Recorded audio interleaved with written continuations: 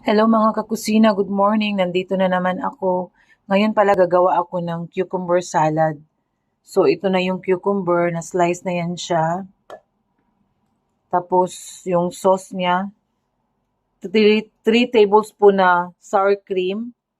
Tapos salt, 1 teaspoon na sugar.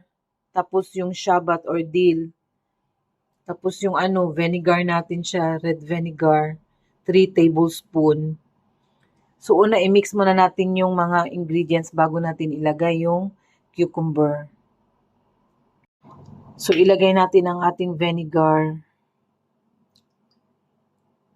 Tapos, ang ating sugar. Ang ating salt.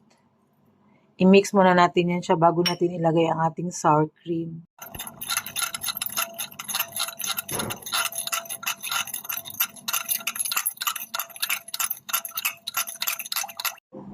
So, ngayon, ilagay na natin yung sour cream.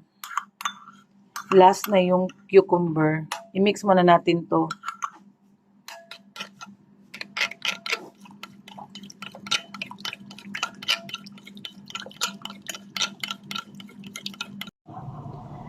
So, ngayon, ilagay na natin ang ating cucumber. Tapos, i-mix lang yan siya. Tapos, i-serve. Ang lasa nito, sweet and sour. Ang sarap niya. So, ito na yung cucumber salad natin.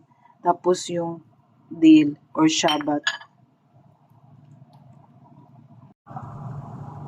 Mga kakusina, ready to serve na ang ating cucumber salad.